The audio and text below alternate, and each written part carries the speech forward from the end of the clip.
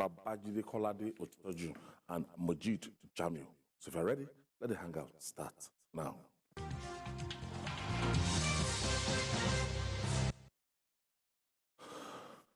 Thank you for staying with us. Let's begin with insecurity in the southeast, which has refused to abate.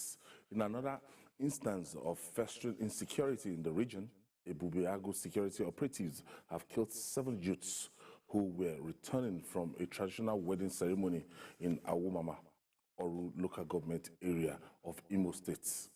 On Monday, 5 others were declared missing from the attack, while some residents have protested over the killing. Governor Hope Uzodimma called for caution and cautioned the incident was being misinterpreted. Let's hear from Governor Hope Uzodimma.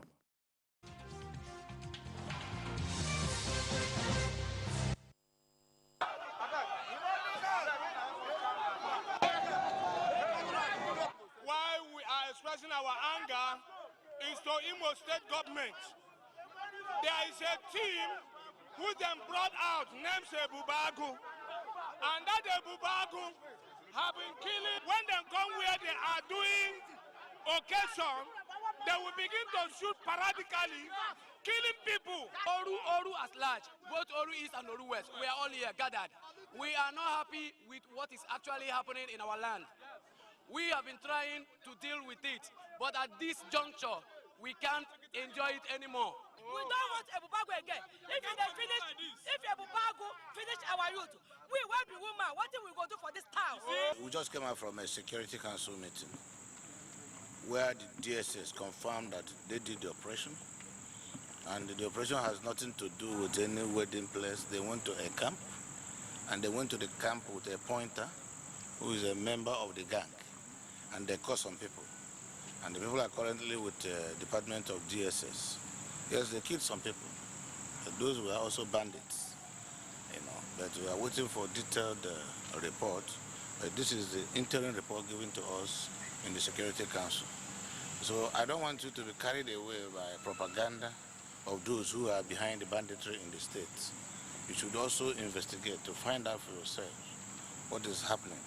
Just like what is trending about a 15-year-old girl being impregnated by the department of, which is a pure fallacy.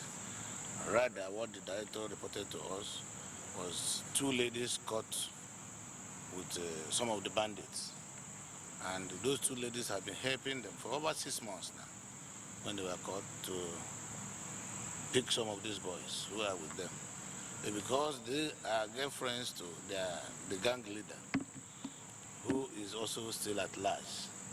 So the gang leader is reaching out to his sponsors to use this blackmail to blackmail the security agencies. Of course, I'll never allow anything that is ungodly to happen in this state.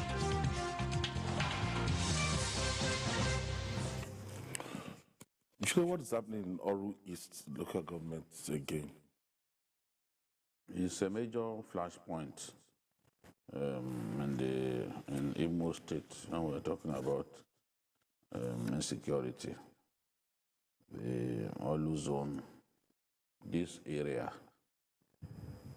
to many people, is even a no-go area, So what happened was these guys were coming from a wedding in Awumama, and they decided, in a celebratory mood, they decided to go back home in a convoy of motorbikes.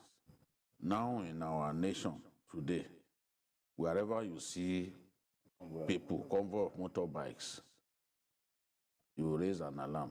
In fact, in Kano, in the forest of Kano, where Governor Ganduje has put security cameras, one of the things that can trigger immediate military reaction is to see like 3 or 4 motorbikes at any point in time along the roads passing through the forest leading to That's Falgore Forest, Falgore, leading to Jos, the area where the House of Reps leader comes from. Honorable Adodogwa. That's the road leading to his community. Once they sight like 3 or 4 motorbikes following one another, the military will respond. And they built a military base inside the forest. Because I saw from the governor's office, I saw how he monitors what's going on in that forest. Every car passing through, they are seeing them. So they've been told, once you see 3 or 4 motorbikes, take action. So the Bubiagu people, seeing these youths just going on motorbikes, maybe they thought they were unknown gunmen, they just opened fire on them. Whereas these people had just finished the wedding. I don't subscribe to the idea of simply wasting people without subjecting them to any form of trial. And if they were not carrying weapons, there's no reason in the world to open fire on them. You can see the governor is not convinced that those guys are not terrorists, but from the anger in the community, from the anger of the youths, you sense that this was another case of extreme use of violence against people that you can't ascertain that they are indeed terrorists. I don't think, we've seen Ebubeagu and other security agents confront terrorists in the past. But if people can go to this extent, protesting and even threatening bigger protests, then it suggests that they must have killed those people in error. MJ, years back, I can't even fathom it that, look, the Southeast, was going to degenerate to this, the level of insecurity in the Southeast is going to be anything close to what we have now.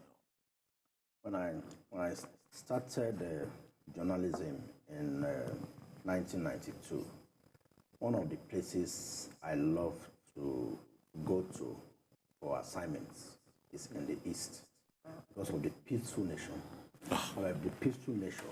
I mean, up until 2010, 2012, we had an association then, which is still in existence now, Capital Markets Correspondence Association, CAMCAN, and Finance Correspondence Association, FICAN. I mean, normally... That's the cartel. The central bank, NDIC, and all the banks, they sponsor seminars, and we take it from one zone to the other, year in, year out. And we always look forward to the ones in the Southeast and the South-South. You were married at that time. I don't let us go there. We started again today. We don't need to go there. Because the interest in the East is understandable. No, the food. The food. Okay. The food. Ofe and there's this white soup too. Fisherman soup. Yes. Fisherman soup, especially in the Southeast and the South. So we're always looking forward to go there. So, but now what we see today, it's so sad, and not only in that part of the country. I mean, of course, the Northeast, even the Southwest. So now it's also a sad experience to note that those who are brought forward to protect the people are the one now even causing the havoc. So, but like Jide said, the use of motorcycles, when you see them in a convoy, I mean, the red alert signal comes up anywhere. Because those unknown gunmen that consistently unleash terror in the Southeast, they operate with most of them operate with motorbikes. But then, and Sienna. But in this particular instance, you will know somebody is coming from a wedding. Although they might claim that, I mean, it might be a disguise, because these characters could be funny, but on no account should an innocent life be lost based on mere suspicion. I think Jide, that's why the federal government, ab initio, was skeptical about state police and all these, bearing arms. That's as in even the legislation that's even established them in like Amotekun. I don't know apart from Dengon. I'm even wondering the kind of weapons they used. They used in killing these guys. Yes, because if they didn't use den guns, who licensed maybe AK-47 or other assault weapons? Who licensed it for them? Because by law they are not supposed to carry. Only the police are permitted to carry that category of weapons. So I'm interested in even knowing the kind of weapons that they used. If they used then AK-47 or other categories or pump action, then they committed an illegal act.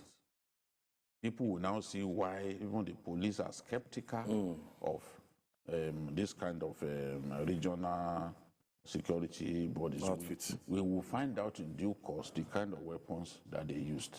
Yes, the problem in the Southeast require drastic action. But any innocent life lost brings with it so much pain, knowing that they have loved ones, they have families, and the families who, telling them, said, these people have simply killed our innocent brother. Youths. And it worsens matters. Out of their own loved ones and younger brothers, you are going to breed terrorists. This is usually how it happens. Yeah.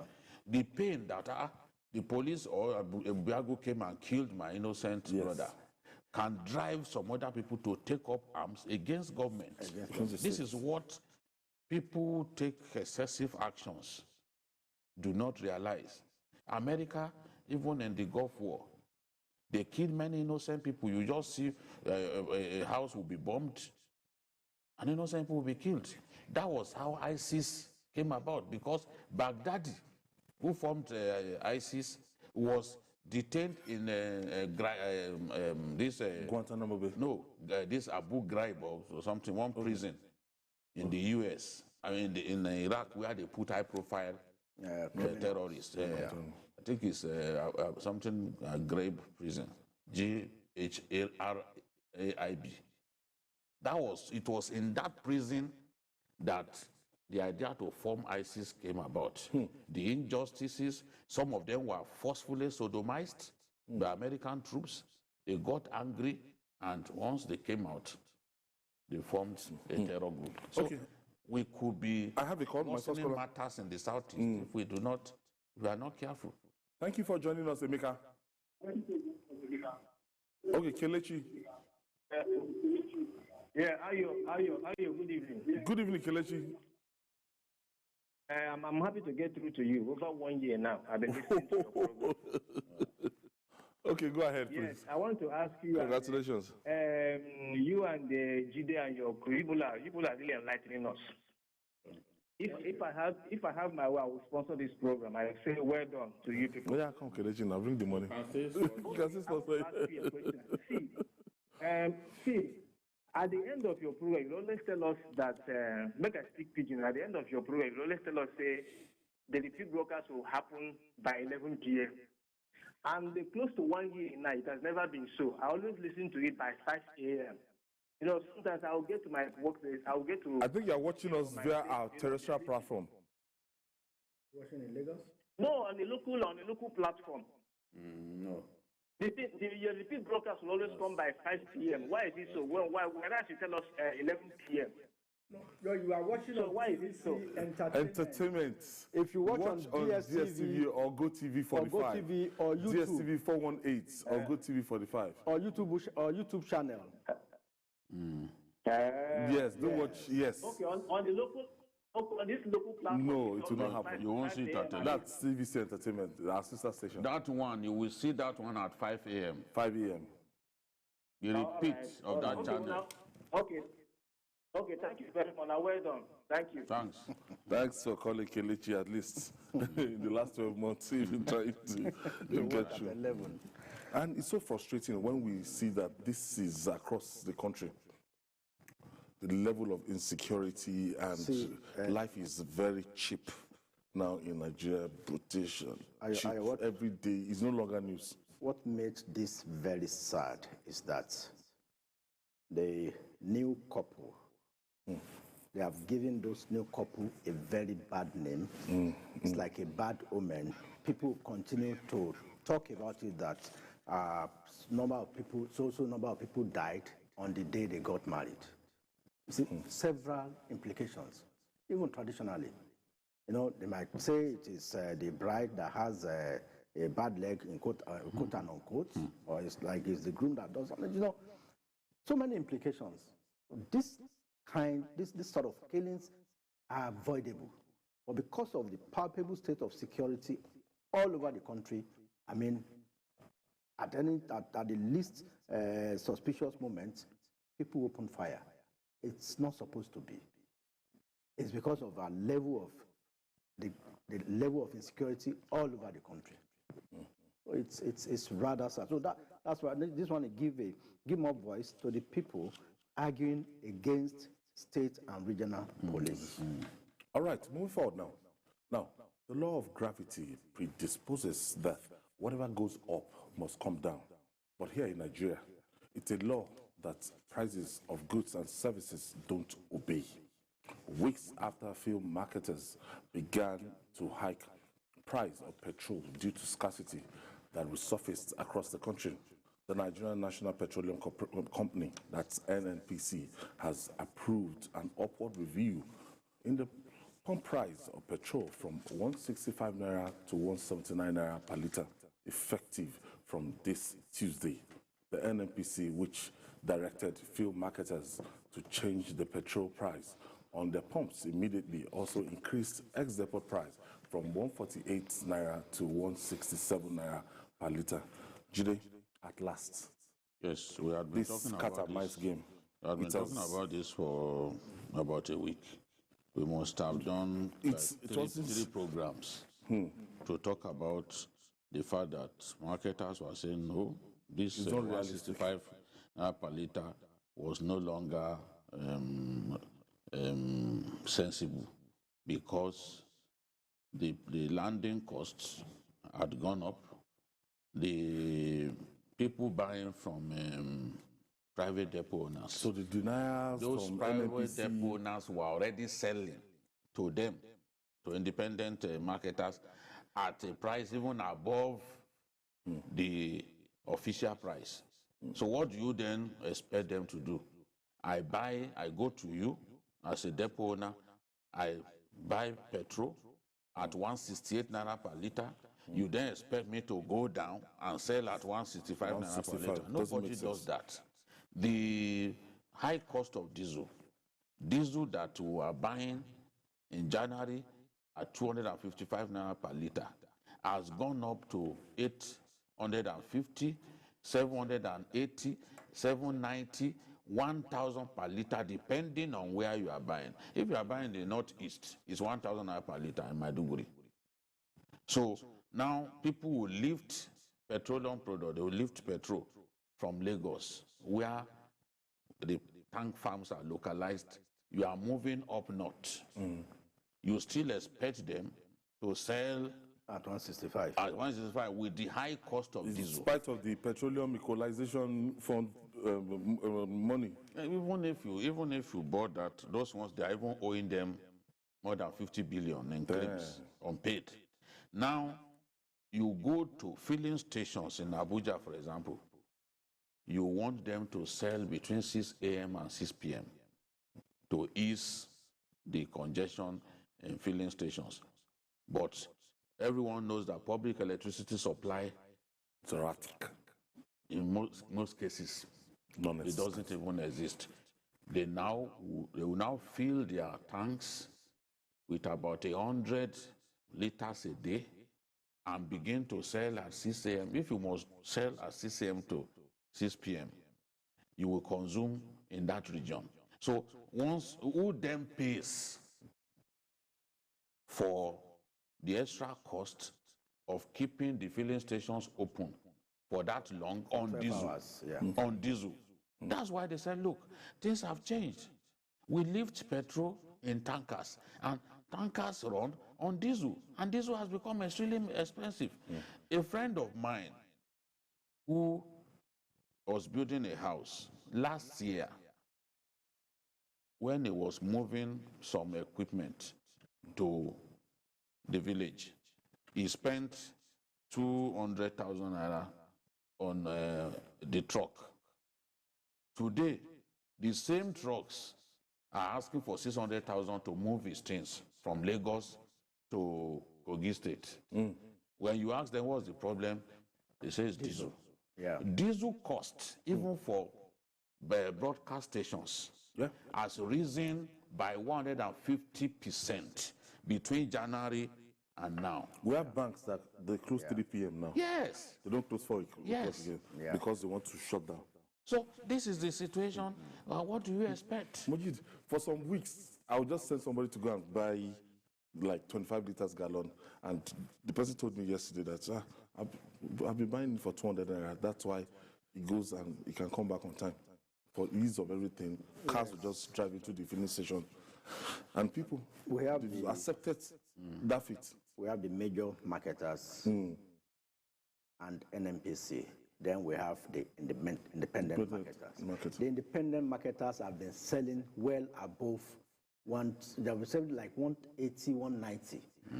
I just came back from Oshun. Of course, we saw in Oshobo. Most of the filling stations in Oshobo is minimum 180. That is the minimum, except Bovas. In Kano, 200, 220. Yes. Bovas and I think... And Oweri, 250. That Adulak, the filling station there. Yes. Yes, 200. So Bovas is a depot now. Yeah, so people don't understand when they say, Bovas is the place to go. She's a depot owner. You don't a big time player. Yes, as a depot owner, she will of course get it cheaper than the independent people. But even at that, Jide, we should give kudos to that the owner, because she can also have some of these independent markets also have their own depots, but they still sell higher. Honestly, because but I even want to say that even with the present prices, they are still not sustainable because they are still subsidized. And until we unravel the fraud in the amount of fuel we consume on a daily basis, then because some people profit from that subsidy regime. And that's why the NMPC cannot come out today and tell us, or the DPR, they can't tell us, this is the volume of petroleum products we consume on a daily basis. So there is so much racketeering. They will come out and tell you whether we believe is a different thing. They told the Senate president came out and said, I do not agree that we are consuming up to 100 million liters. How? Even the minister said he does not agree with the figure. And no sensible person will believe that figure. 100 million. You know, to determine the amount of subsidy. So that you can see the fraud. You can see the fraud. Now, all the gains we ought to have made with the increase in the cost in crude oil prices has gone on to subsidy. We have not saved a kobo. People are gaining from the Ukraine war, but Nigeria is losing. Honestly. At $100 per barrel. We are meant to be cashing out. We are meant to be cashing out because our budget was benchmarked at 58. So we should be making at least $30 on each barrel, apart from the fact that we also have some shutdowns. So we are not even able to meet our quota. All right. We'll take this break. When we come back, we'll talk more. It's still Journalist Hangout. We'll be right back after this time out. Stay with us.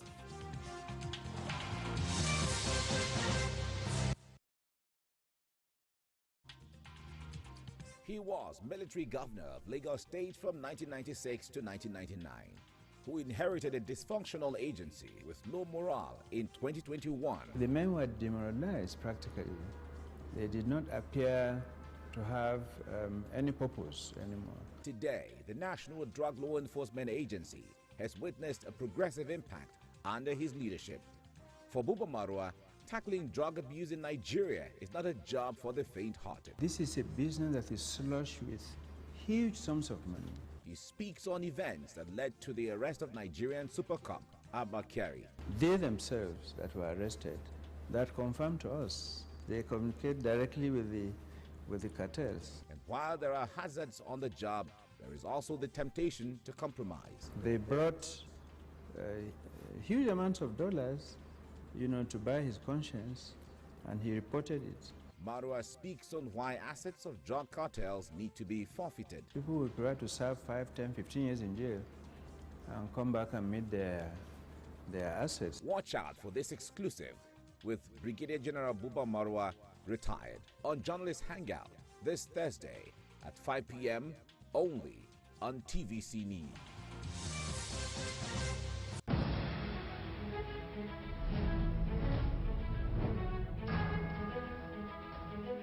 The University of Medical Sciences, UNIMED, in Ondo City, Ondo State, is not just the first specialized medical and health sciences university in Nigeria. It is the best ground for training in the health profession and medical sciences with outstanding products. I had to enroll at another institution before coming to UNIMED, and I can tell you, in terms of facility, affordable cost, uninterrupted academic calendar, University of Medical Sciences blew my mind. In just 7 years of its founding, the National Universities Commission, NUC, ranks UNIMED best among medical and health sciences university in Nigeria, 4th best state university, and 19th overall best in Nigeria in 2021. UNIMED, proudly Nigeria's first specialized medical and health sciences university. Good afternoon, sir. Please, I need a room to rent in your house. Okay, where do you work? I'm a nurse. That means you won't owe me rent. Congratulations, young lady.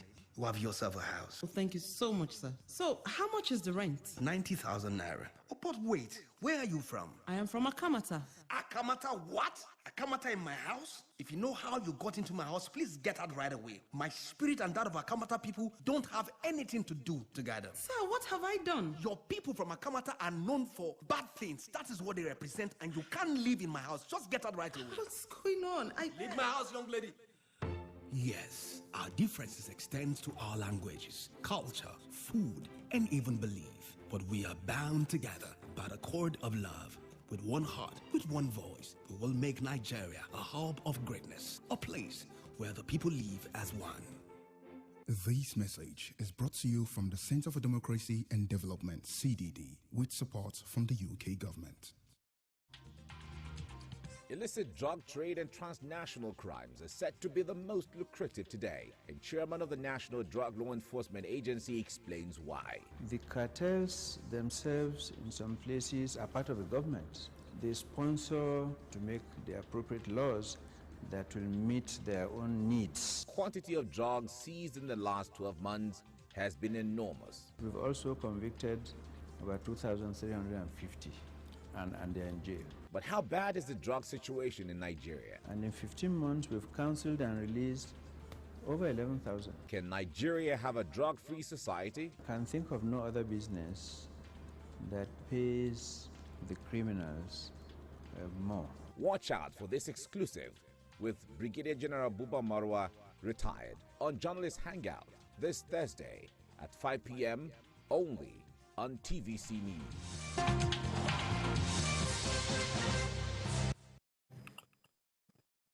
Thank you for staying with us. This is Journalist Hangout. Jude, I want us to talk about the price adjustments.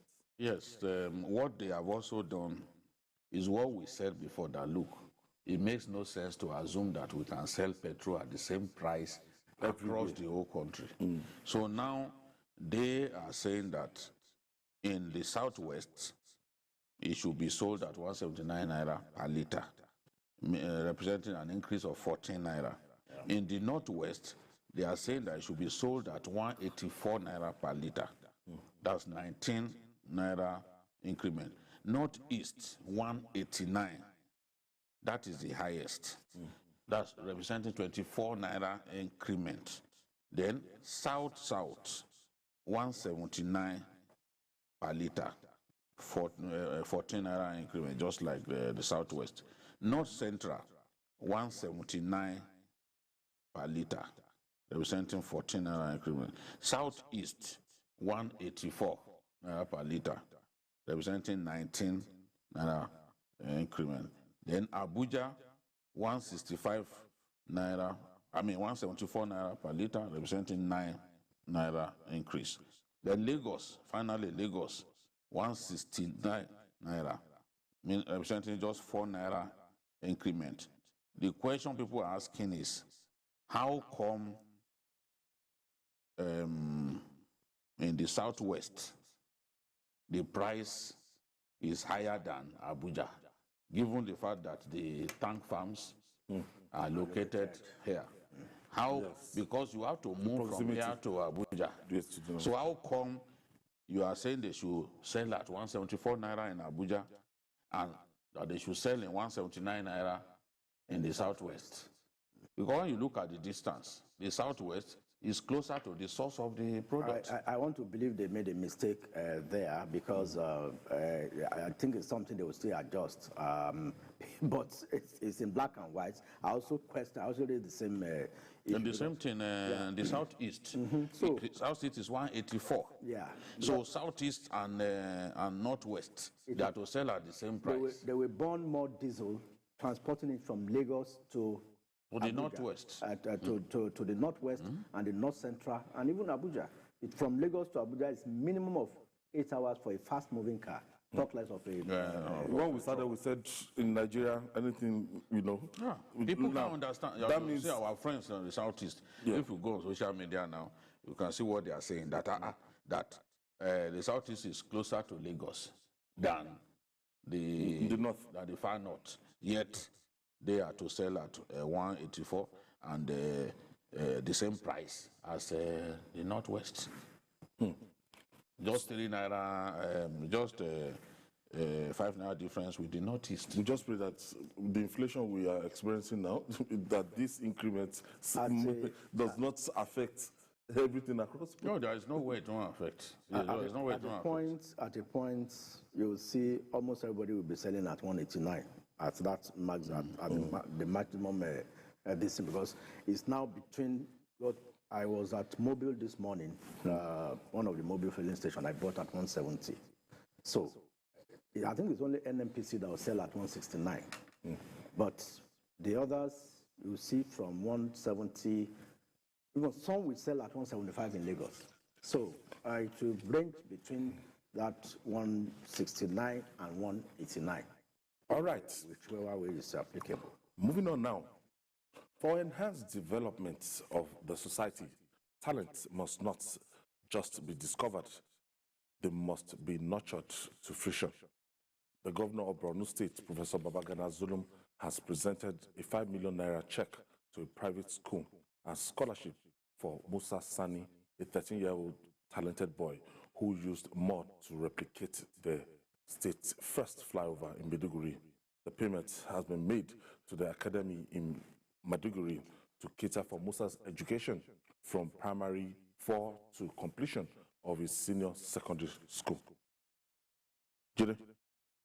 When I first saw what that boy made, it was like there are talents in our country. He looked exactly like that flyover that I saw in Maiduguri. Yes, he looked exactly like it, as if they just brought the picture of the thing. Wow. Mud. So you can imagine if this boy were to paint on canvas. You can imagine how beautiful it would be. A 13-year-old boy. You know? So it's a good thing that this governor has look at the underpass. Look at the way he represented the underpass. A small boy. You just people need that you would have seen a drone shot of this this bridge, or you can see it from afar.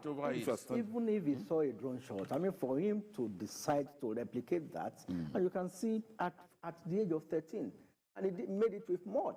You know, you can imagine the effort he will put into making sure that the mud sticks together. No, I mean, it's painstaking for a 13-year-old. But I love the compensation. And the way the governor made it is channeled it through the State Education Trust Fund so that there won't be no stories from the money. And the money has been paid into his school, into the private school which he attends. And it will take him from primary 4. He's in primary 3 now. It will take him from next session, from primary 4 up to secondary. The end of the secondary school. So it's SS3. And it's a very good one. And that's as an 8-year scholarship for him. So it will free the parents of any stress, textbooks, uniform, and what have you. It's taken care of. Governor Zulum and his boss, although it's the other man who likes to call Governor Zulum boss. They are both calling themselves bosses. Governor Zulum and his boss, Kashim Shettima, are very similar. A few years back, when I wept on TV for the first time, it was, yes, a student, one secondary school student from Borno State came first in JAM. And then he actually applied to go to Covenant University.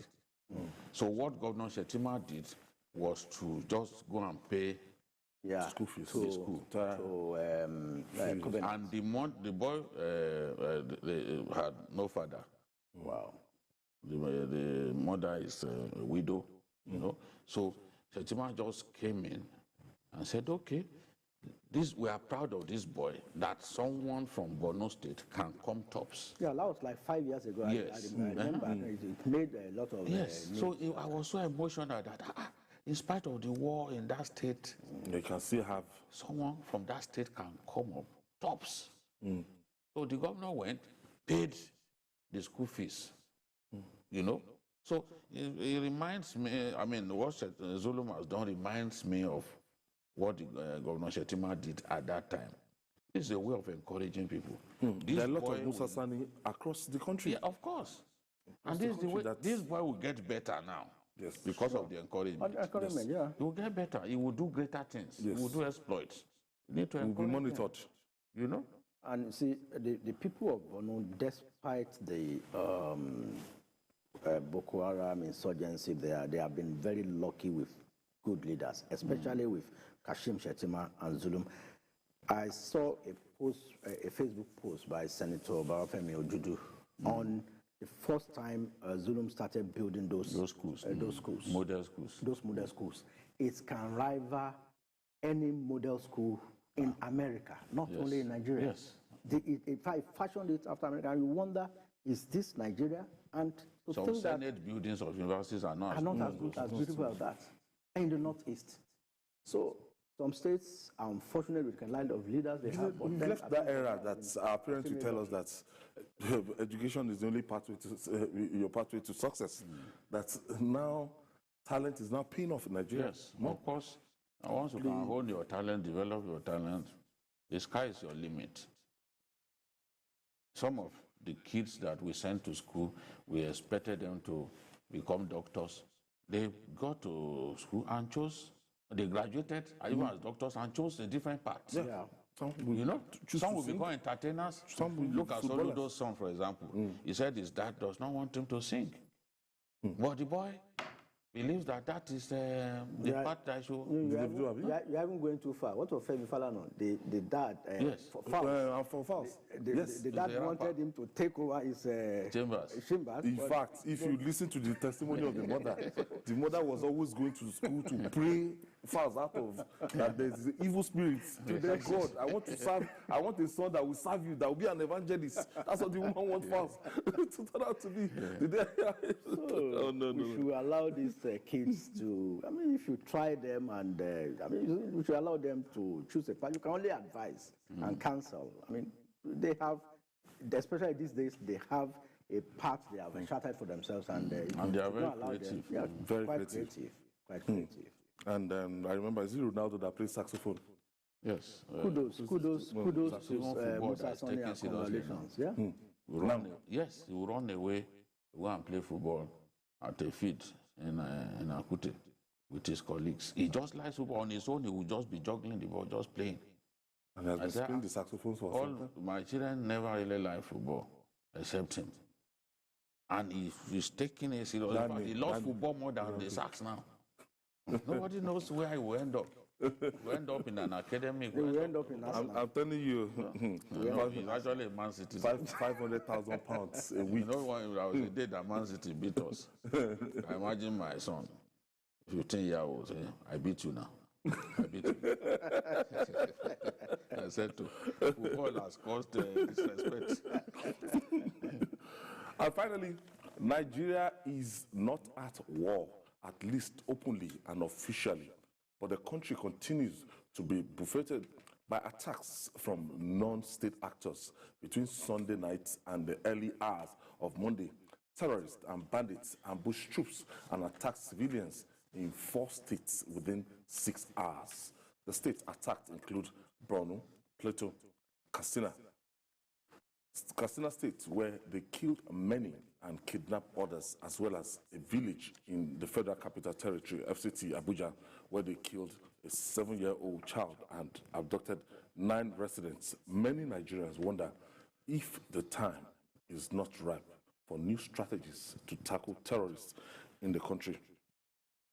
Julie, from this, it's now like a daily report. And if you look out for... Many of them don't even get reported. Yeah. That's the painful thing. Many don't. It's no longer a big deal. We are saying it should be a big deal.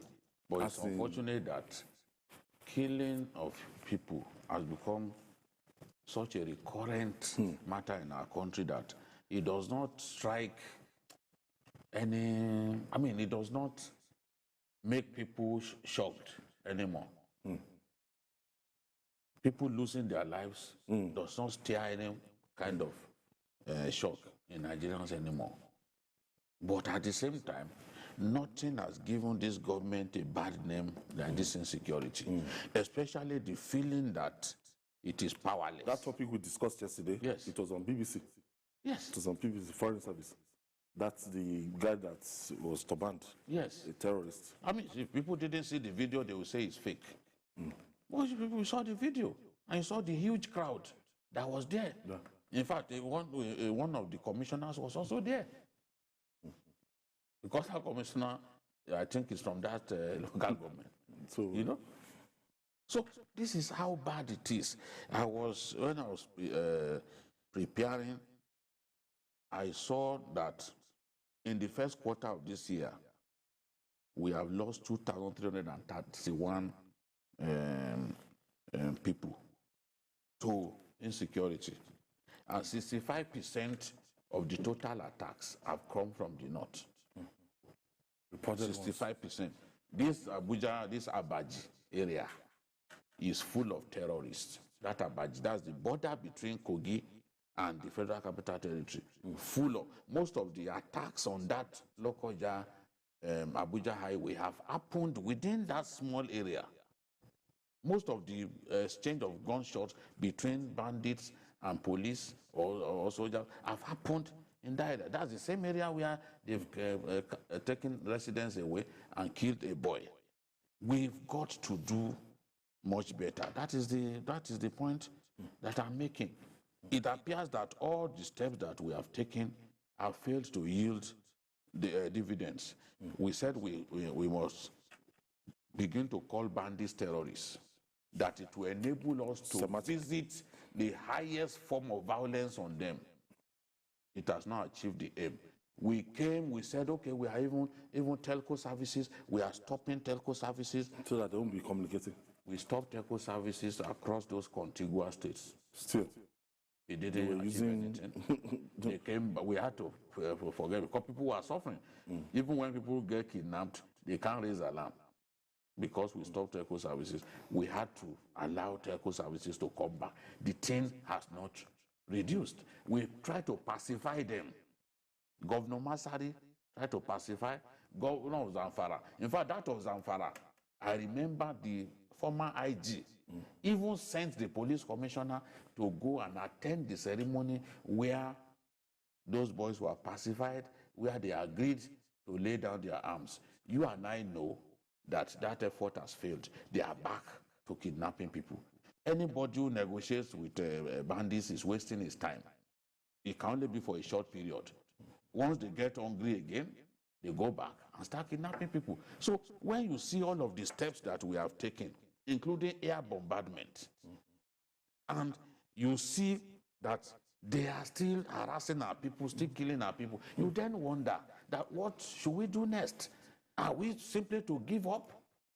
It's overwhelming. You are killing soldiers, you are killing policemen. Look at in Briningwari, for example, in Kaduna, they even assume that they own Briningwari area. Before now, it used to be a big deal for you to, if you kill security agents, and if you kill anybody, the repercussion and a lot of people will be expecting They will get you. No, it's not a new thing. It's not a new thing. If not, what happened in Niger, in the Shiroro area? They kill not just soldiers, policemen, civil defense, all the security agencies protecting the expatriates that they came to kidnap. They wasted people. They ambushed the soldiers, killed soldiers, and they took away those expatriates. We don't know the extent of things now. They got away with it. They even came to Kuje prison. A lot of people will say Nigerians are not, Nigerian government, the people that they kidnapped on that train, Abuja, Kaduna Expressway, they've not been able to rescue them. But terrorists, they're able to rescue their own. Another sad development was the killing of the chairman of the civilian JTF, Alhaji Mandara, who has helped tremendously to reduce the insurgency. He has assisted by giving the security operatives a lot of information, and even they was able to lead them into the forest where those people were. He was one of those people that was killed this weekend. And about the Kuje prison, a lot of things went wrong. For there are certain things that a prison, some certain security features, architecture that must be put in place in a prison. The walls must be double. As in double, not as in you. I mean, you have a fence, then if you escape that fence, there is still another fence before you can. Then the blocks or the walls of the first fence and the second fence must be concrete. But that's not the same with the Kuje prison, and it's a medium facility, which is only second to the maximum, like the one we have in Kirikiri and Gashua. Gashua and Kirikiri are maximum. This one is medium. Even at medium, they are supposed to have double fenced wires on top.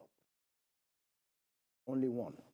I mean, somebody was giving all these tips that it was so easy to, and that another sad part is the fact that they got intel that this would happen, and they needed to reinforce. But they said they didn't know where exactly.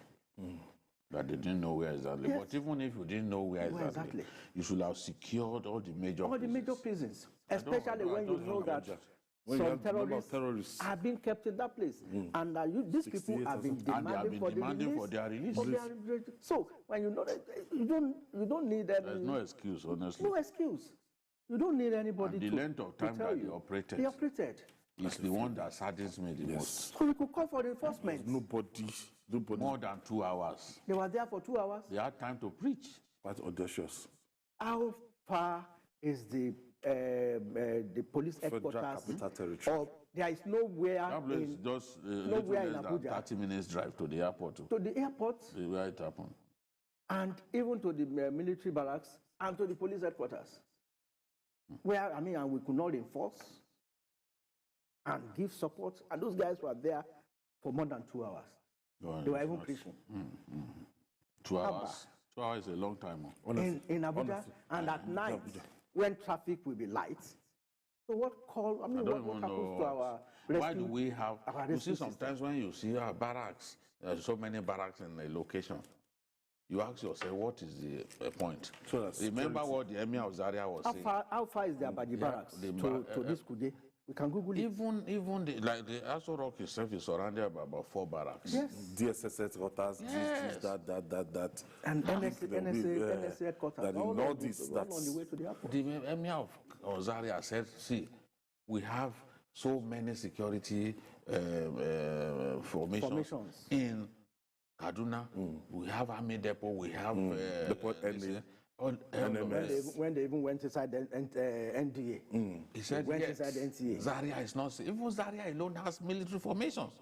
He said, yet, Zaria is not safe. They go to hospitals to bring people out, kidnap people who are sick, who are in hospital. These mad people. They even went to a leprosarium where you keep people who have leprosy. They went in to show you how deranged they are. Really? How do you go to leprosarium, for God's sake? Or into an hospital. Go to I think some people are not even giving him the true picture of things. No.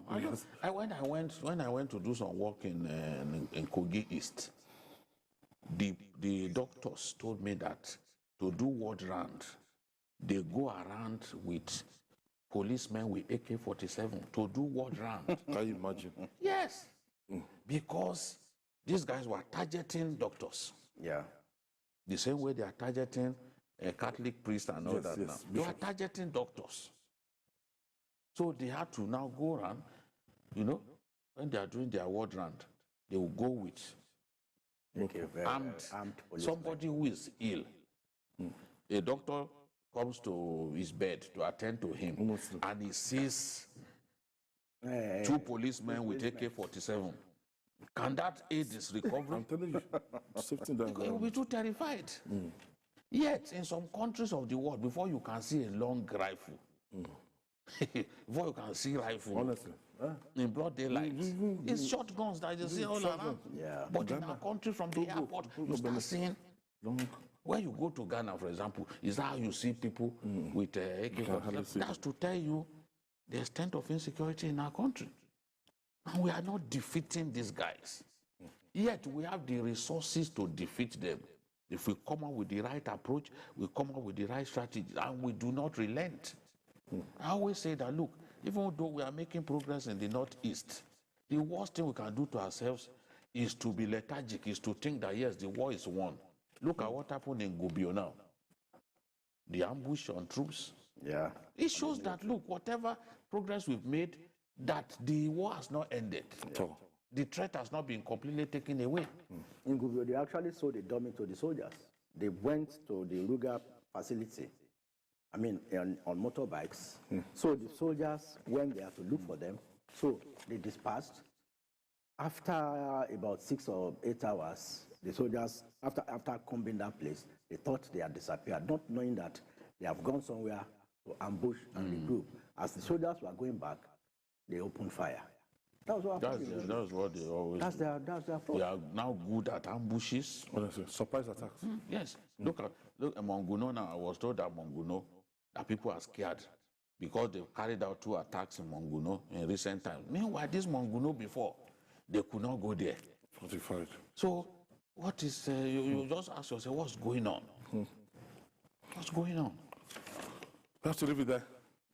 Moji Jamil, thank you for your contribution. And Babajide Kolade Ostajo, thank you for your contribution always. Thanks. And that's our offering today. Join us tomorrow for another episode of the program. You can watch the repeat broadcast of this episode tonight on our DSTV platform and GoTV, DSTV 418, GoTV 45. Join us on Sunday from 1:30 to 3:30 for Journalist Hangout on Sunday. We're on YouTube, youtube.com/TVC News Nigeria. I'm Ayodele Uzubakun. Bye for now, and God bless Nigeria.